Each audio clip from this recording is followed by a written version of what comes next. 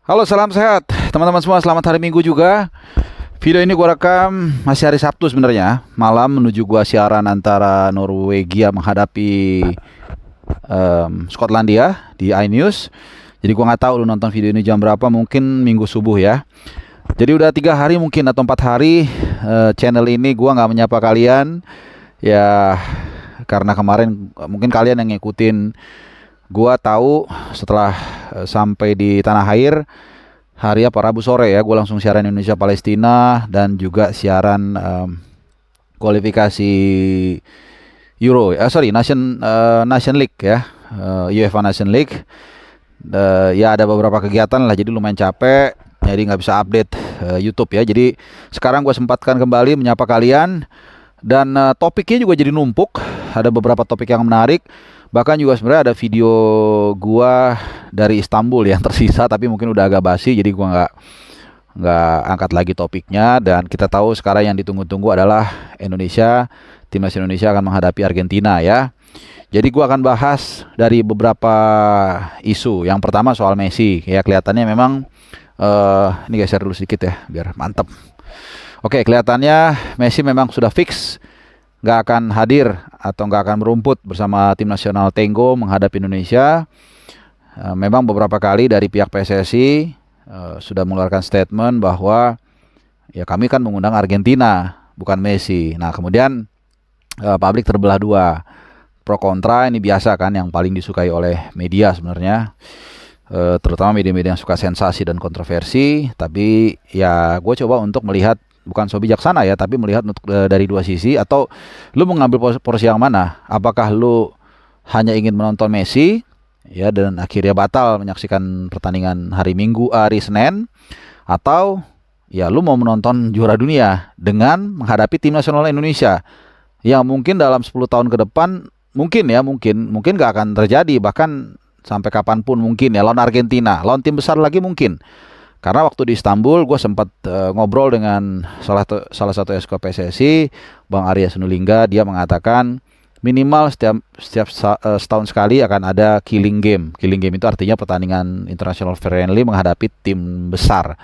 Ya kalau menghadapi tim besar itu killing game, berarti analoginya adalah nggak jauh-jauh dari Argentina dong. Nggak mungkin killing game tiba-tiba lawannya Slovenia atau Estonia. Ya asumsi gue sih nggak jauh-jauh dari Argentina, artinya mungkin Brazil, mungkin Portugal, mungkin Prancis, mungkin Italia, mungkin Spanyol, mungkin Inggris. Kurang lebih seperti itu ya.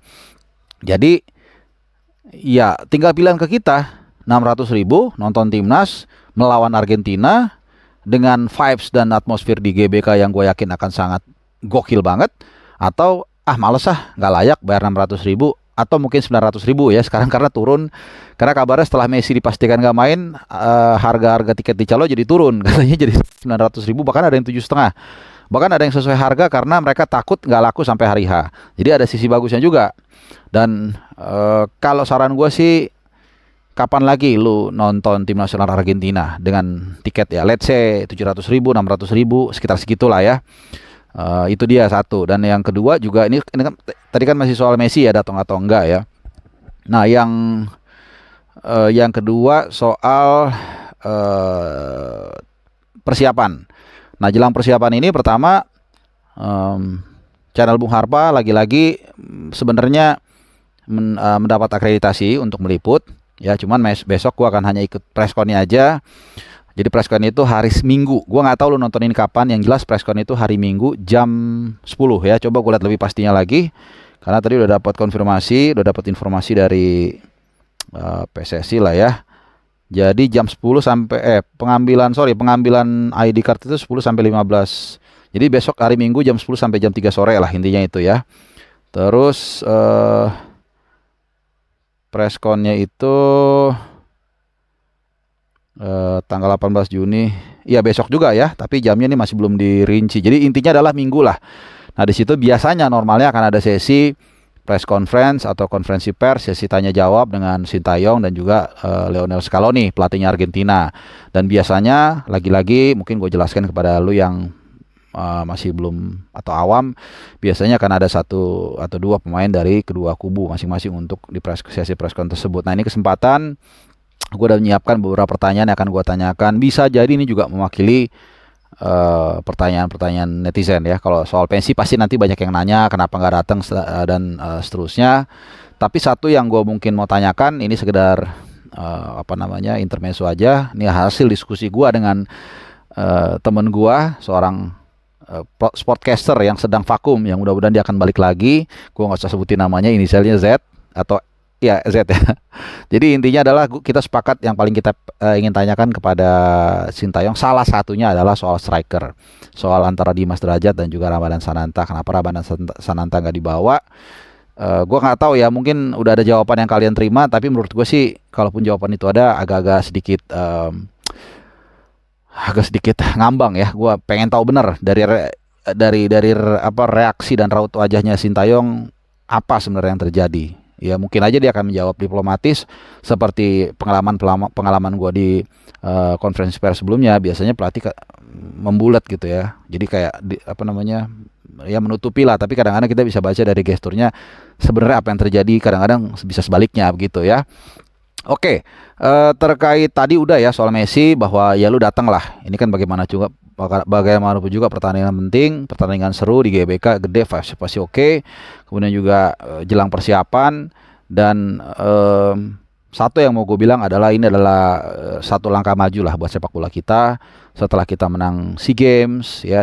Kita mulai dari titik terendah dulu lah. Mulai dari tragedi Kanjuruhan yang kita tahu ini mencoreng wajah sepak bola kita, dan itu mungkin titik nadir terendah. Ya, kemudian Liga sempat kacau balau, terhenti, kemudian akhirnya kita bisa bangkit, dan di tengah keputusasaan tersebut kita bisa menjuarai SEA Games ya, dan pada akhirnya malah langsung mendatangkan kemudian Argentina dan Palestina dan Argentina. Jadi ini ada akselerasi yang luar biasa, dan seperti juga obrolan gue dengan Bang Arya, dia bukan hanya ingin saat ini aja menampilkan tim-tim terbaik, tapi juga ini akan menjadi benchmark ke depannya dengan tim-tim hebat lainnya. Dan juga satu, ini mungkin mewakili teman-teman di luar Jakarta atau Jabodetabek, supaya pertandingan-pertandingan internasional seyogyanya digilir. Ya mungkin nanti di Kalimantan Timur, di Batakkan misalnya kan ada stadion bagus, atau di Segiri Samarinda, mungkin bahkan di Papua juga, why not? Mungkin ini masukan, kenapa nggak sekali-sekali main international friendly di Papua? Kan Papua bagian dari Indonesia juga ya, atau bahkan mungkin di Bali atau di Jawa Timur, di Sumatera ya, di Jakabaring juga stadionnya lumayan bagus, dan lain-lain. Jadi ini sekedar masukan supaya juga ya namanya tim nasional Indonesia, jadi main di seluruh Indonesia yang memang secara teknis atau secara infrastruktur memungkinkan. Nah, terakhir sebelum gue tutup, gue juga sekalian promo ataupun informasikan, jangan lupa saksikan yang gak kedapatan tiket, yang gak nonton di stadion, jangan berkecil hati, karena gue dan juga Bung Tiono Groho akan menyapa kalian langsung dari RCTI, saluran TV RCTI, walaupun kick off-nya jam 19.30 kalau nggak salah ya atau 19 gitu ya. Tapi kita akan menyapa kalian mulai dari jam 17 sore. Jadi 2,5 jam lah kurang lebih sebelum kick off. Kita akan bercerita banyak, akan membahas, mengulas secara umum. Jadi bukan hanya mungkin pertandingan Indonesia dan timnas Indonesia dan Argentina, tapi juga ada apa di belakang ini, bagaimana persiapannya, dan juga kemungkinan tim besar yang mungkin akan datang di kemudian hari karena menjamu atau menghadirkan panggung bagi timnas Argentina. Artinya kita punya standar yang sudah sangat tinggi. Jadi tidak sulit rasanya membayangkan timnas seperti Prancis, Jerman akan datang ke Indonesia. Kalau nggak September ini, mungkin juga tahun depan. Ya itu harapannya. Mungkin sama seperti mendatangkan Coldplay. Ya Coldplay adalah benchmark tertinggi bagi konser sepak bola, konser musik.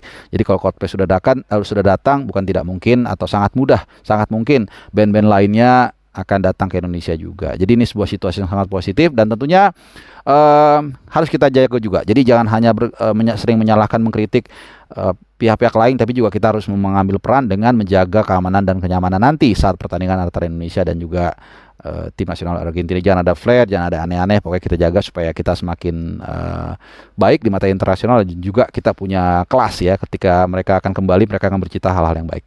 Oke, terima kasih udah nyimak. Mudah-mudahan ini memuaskan dahaga kalian yang sudah absen menyaksikan video gue terbaru dalam 3-4 hari terakhir.